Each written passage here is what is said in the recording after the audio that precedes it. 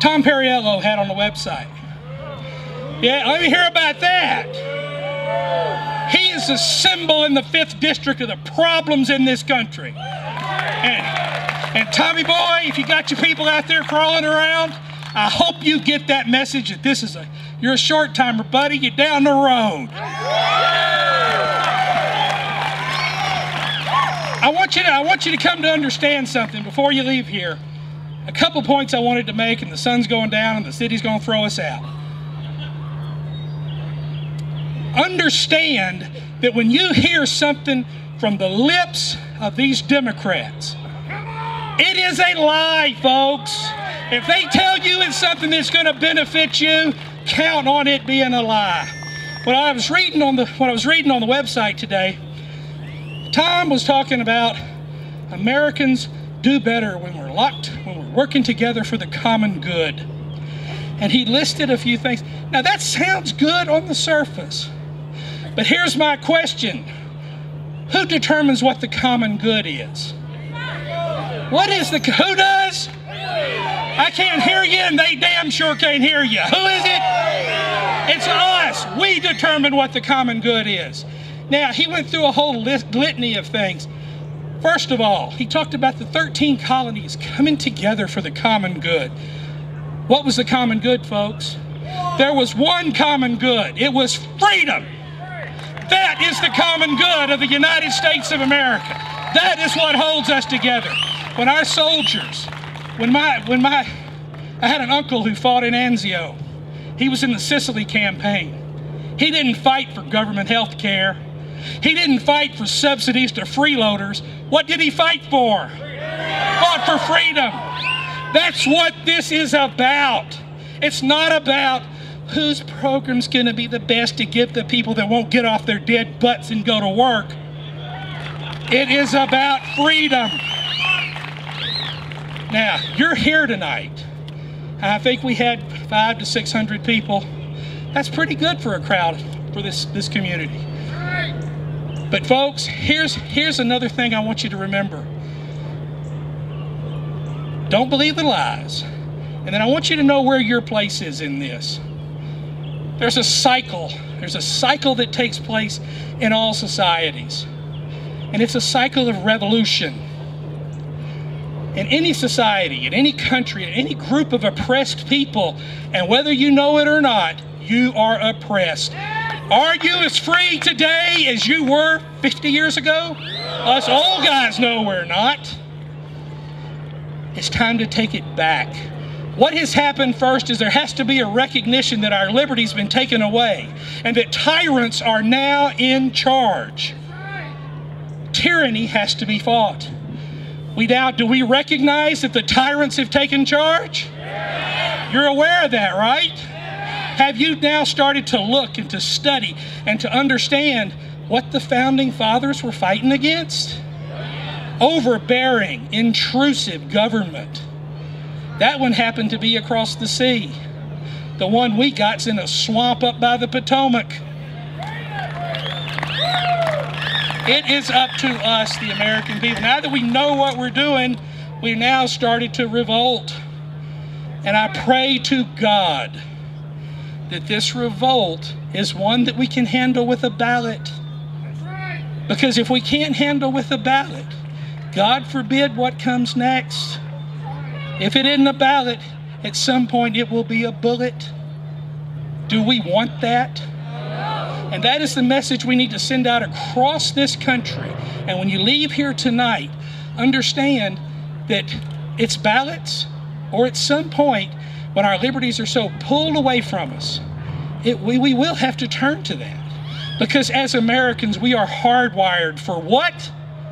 Freedom. I hope you go to bed tonight and get your wife's lipstick, write freedom on the mirror. Look at it every day when you get up. Now that we are in the middle of this, we're in the middle of it. This is a form of revolution, folks. It's a form of revolution. It's not a game. This is for real. My grandchildren are running around here somewhere. And I think about what they're going to be looking at. If Obama and Pelosi and yet little Tommy Boy Perriello have their way. What are my grandchildren going to live in? Are they going to have choice in anything? Nothing. They will be assigned what to learn. They will be assigned what to eat, where they can live. It's coming, folks. It's coming. It's in other countries, and those people want to bring it here. And they want to do it because they say, well, it's for the common good.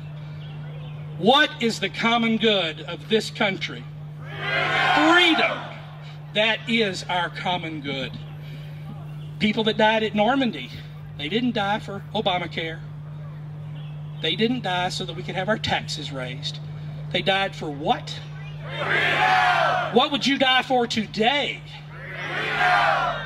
Are you sure? Yes. Are you sure that's, or is she just blowing smoke and talking real loud in front of everybody else? If you're not willing to die for that, I forget Sam Adams' exact quote, but if you're not willing to stand with us and fight this tyranny, then we don't need you around. You are in the way if you're not in the fight. Understand that too, and commit yourself that when you leave here today and you talk to your friends, you don't turn into a gutless worm and say, well, I don't want to start a conversation that's going to, well, they won't like me. It's too late to be liked, folks. They don't like you now.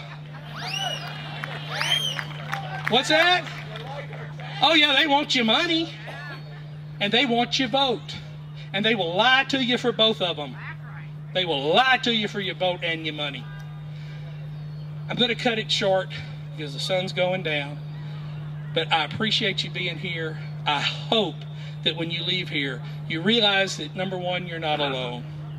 And that the Tea Party, I don't know what we're going to change into over time. We are an organization of grassroots patriots. We love this country more than we love our next breath. True?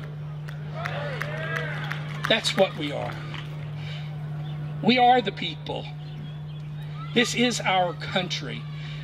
And the Tea Party and other grassroots organizations have come together so that we can have a voice, so that we can reach out to others that think like we do. And folks, people are waking up to the fact that we are right. That's right. We're right. That's right. Go from here today and take that message. And another thing to realize in the next phase of this revolution, we're winning. That's right. You are on the winning team. If we weren't winning, they wouldn't be shaking in their boots, doing everything that they can to destroy us as a movement and destroy you as individuals. You are winning. When you're taking the flak, you're over the target. And we're damn sure taking the flak. Let me tell you something else. We had some stuff happen here a couple of weeks ago, and the lies all started, and they're calling us what they always call us. I was the one getting the death threats, along with a few other people around here. Guess where those death threats came from? The liberals. Guess where the violence came from?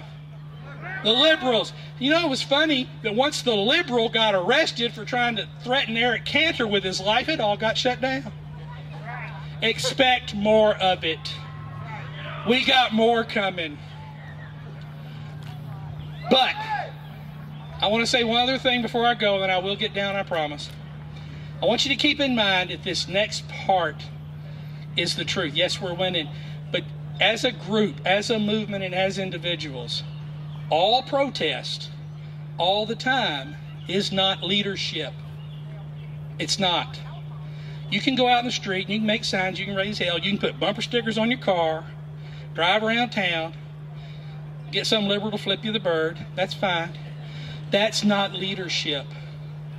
Leadership is when you get off your couch, let the remote go down in the cushions and don't worry about finding it, and go out and spread the word and tell your fellow countrymen that maybe they're not awake yet, but you tell them about what the common good of America is. And that is what?